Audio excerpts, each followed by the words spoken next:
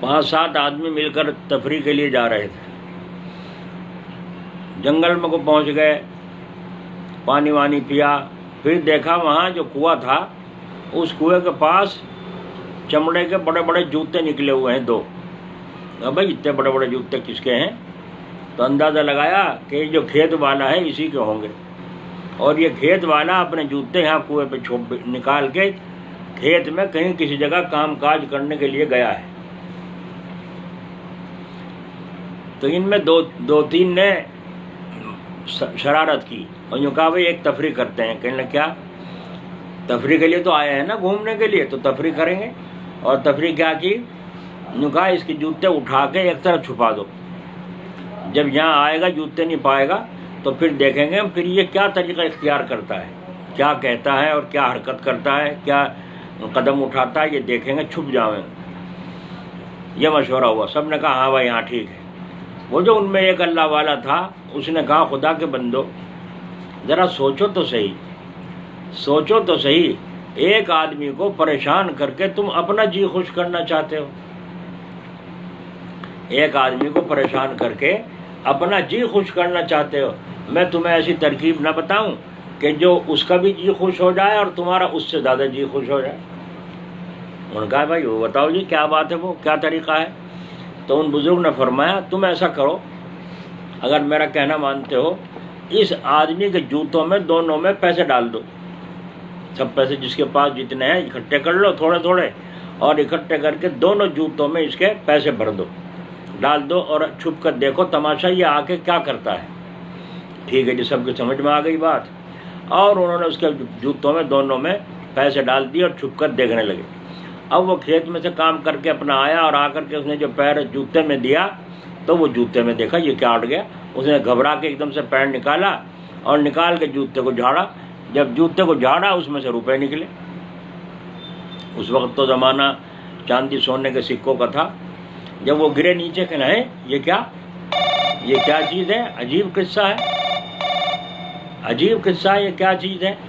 بس اس نے خوشی کے مارے پھولنا نہیں سما، کبھی اوپر کو دیکھے، کبھی پیسے کو دیکھے، کبھی جوتے کو دیکھے. پھر پریشان سا ہو کے اس نے دوسرے جوتے کو جھاڑا. دوسرے جوتے کو جب جھاڑا تو اس نے سوچا کہ اس میں دیکھو کیا ہے. اسے جو جھاڑا اس میں سے بھی روپے نکلے گرے.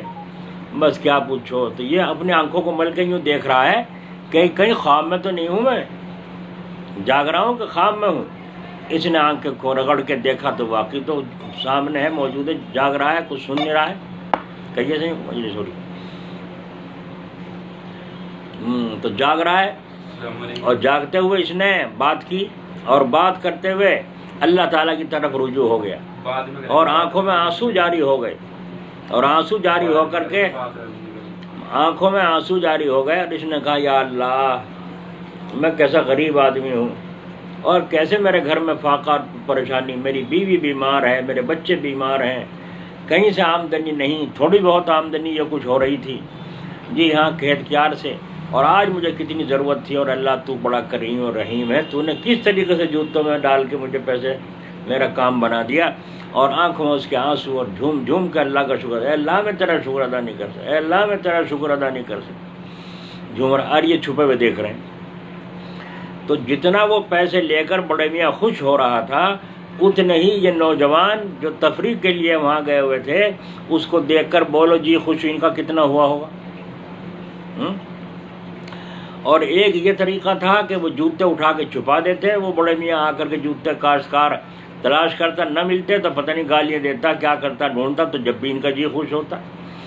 تو ایک جی خوش یہ ہوا کہ جس سے جی بھی خوش، روح بھی خوش، اور ایمان میں ترقی. یہ کس کی برکت تھی؟ اس اللہ والے کی برکت تھی جس کو جو ساتھ میں اپنے لیے ہوئے تھے. تو اللہ والے ایسا کام کرتے ہیں جس سے دنیا کا جو مقصد ہے وہ بھی حاصل ہو اور گنہگار نہ ہو اور اللہ رب العزت سے تعلق میں اضافہ ہو جائے. یہ ہے وہ کیفیت جو خواجہ صاحب نے فرمائی. تو فرمایا اتنی دیر تک تفریح ہنستے ہنساتے رہے مفتی شفیع صاحب رحمۃ اللہ علیہ، اور بڑے بڑے علماء موجود تھے. خواجہ صاحب سب کو ہنساتے رہے. لیکن 1 گھنٹے کے بعد فرمایا اچھا بھائی بات مجلس ختم. اچھا یوں بتاؤ اتنی دیر تک ہم یہاں مجلس میں بیٹھے ہم مذاق دل لگی کرتے رہے، کون کون اللہ تعالیٰ کے ساتھ جڑا رہا اور کون غافل رہا؟ تو سب خاموش ہو گئے. تو حضرت نے فرمایا خواجہ صاحب نے الحمدللہ میں اس وقت میں اتنی دیر میں بھی اللہ تعالیٰ سے غافل نہیں تھا.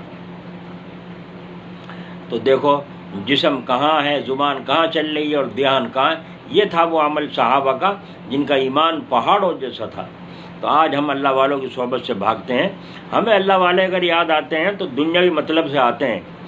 آج صبح ایک آدمی آیا، دو آدمی آئے، کہنے لگے ہم بہت دور سے آئے، سائیکل پہ ویسے آئے، گرمی پڑ رہی ہے. کیوں آئے ہو؟ جمعہ کا دن تو میرے پاس آنا جو ہے منع ہے تعویذ والوں کے لیے. جمعہ کا دن نہیں ہے، اب اتوار کا دن ہے، صبح سے 11 بجے تک، ظہر سے عصر تک. تو تم اب کیوں آئے؟ جی ہمیں پتہ نہیں تھا. تو یہ کوئی بات کہنا غلط ہے، پتہ نہیں تھا. تو جس کو گاؤں کا پتہ نہ ہو، راستے کا پتہ نہ ہو، تو کیا وہ پوچھتا نہیں پہلے کسی سے؟ وہ پوچھتا ہے کسی سے. اس لیے راستہ معلوم کرنا چاہیے، فون نمبر لے کے معلوم کرنا چاہیے. اچھا بھائی چلو بتاؤ کیا بات ہے؟ کہ جی بڑے پریشان ہیں، یوں ہیں، بہت زیادہ پریشان ہیں. میں نے کہا خدا کے بندو توبہ کرو، بہت زیادہ پریشانی سے تو اللہ بچاؤ. کیسے کیسے لوگ پیدل چل رہے ہیں، اپنے بچوں کو لے کے گھسٹ رہے ہیں، اور کیسے کیسے لوگ راستوں میں سفر میں مزدور مر رہے ہیں. کتنی دنیا بھوک میں پریشان، کتنی دنیا میں بجلی کا بل چڑھا ہوا ہے اس میں پریشان، کتنوں کے پیچھے پولیس وارنٹ لیے پھر رہی ہے وہ پریشان. تو پریشانی تو بہت لوگ بیمار ہیں، پریشان ہیں.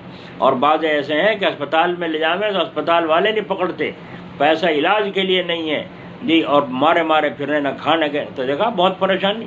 تو آدمی منہ اڑال کے کچھ ہی کہہ دیتا ہے ہم بہت پریشان ہیں. ارے پریشانی سے پناہ مانگو، اللہ تعالیٰ بڑی پریشانی سے بچائے.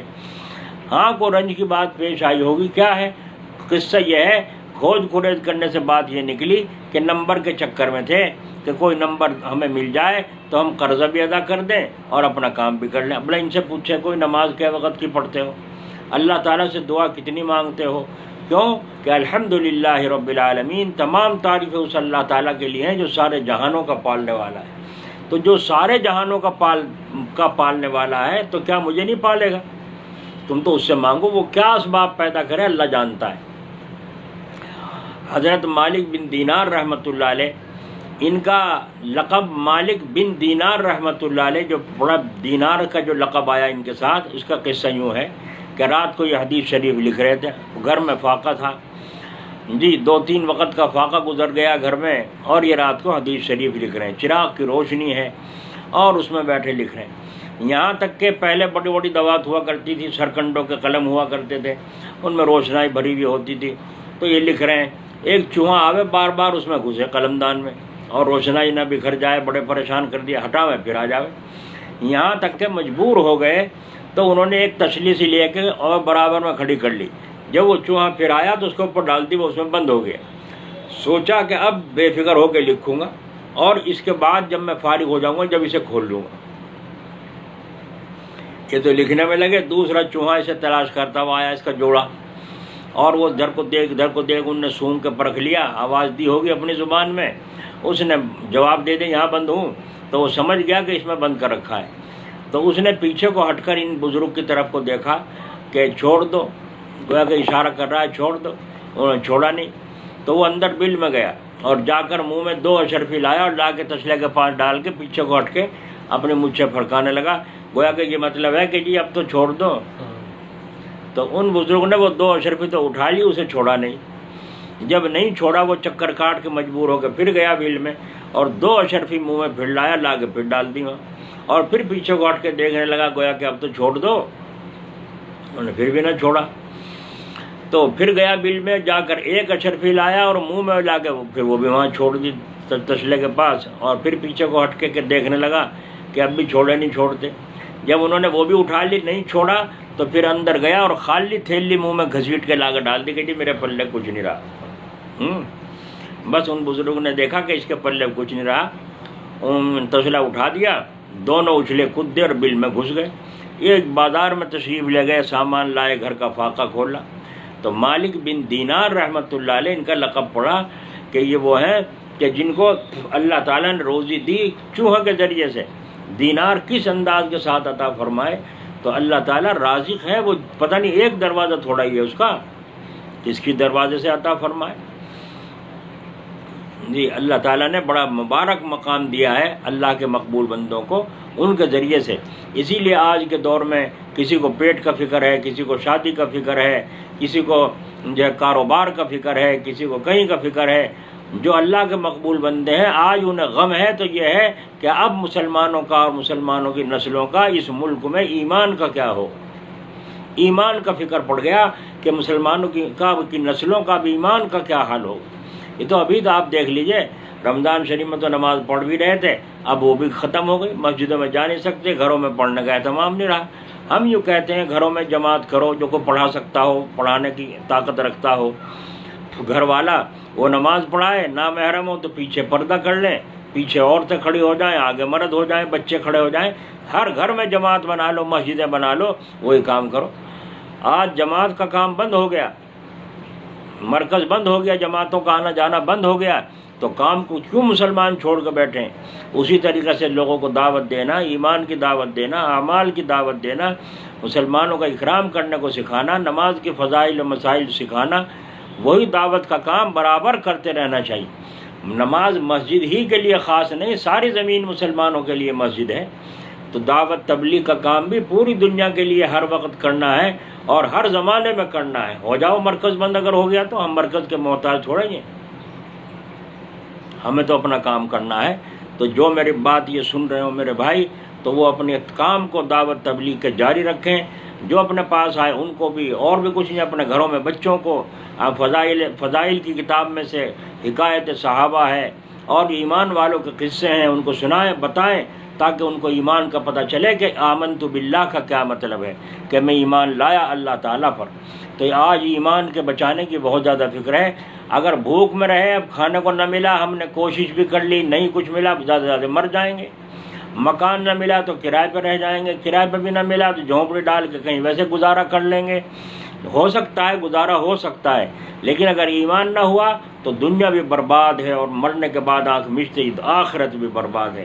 تو پھر یہ مسلمانوں کے ایمان جو ایسے تھے پہاڑوں جیسے ایمان تھے، آج ان کے پاس کچھ بھی سودا نہ رہا، ایک دم سے ادھر کو بیٹھ گئے، قدم اٹھا لیا، جو چاہے کہلوا لو، جو چاہے کرا لو، پیسوں پہ بکتے پھر رہے ہیں، لالچ میں بکتے پھر رہے ہیں. یہ ایمان ہے. اور جو ایسے لوگ ہیں ان سے ان کا تعلق نہیں. اب مجلس ہو رہی ہے، اب دیکھ لو کتنا آدمی کہاں ہیں. مسجد میں بھاگنے کو منع کر رہے ہیں تو بھاگ جا رہے ہیں، اور جب بلاتے تو جب بھاگ جاتے تھے. مسجد میں آنے سے بھاگتے تھے، اب مسجد میں بھاگ آ رہے ہیں. تو الٹا معاملہ ہے. تو خیر ہم تو اپنا کام کر رہے ہیں اللہ کے فضل و کرم سے. اب یہ مجلس چل رہی ہے، جس کے پاس تک یہ بات پہنچے وہ پلے گرا باندھے، اپنے ایمان کی فکر کریں، کھانے سے زیادہ، پیٹ سے زیادہ.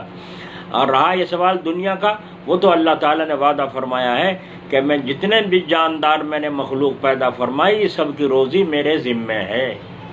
جیل میں رہو یا کھیل میں رہو، سب کو اللہ تعالیٰ روزی عطا فرمائے. اسی لیے اللہ والوں کی صحبت اور اللہ کے مقبول بندوں سے تعلق رکھنا ہی ایمان بچنے کا ذریعہ ہے. اللہ تعالیٰ اپنے فضل و کرم سے ہمیں توفیق نصیب فرمائے.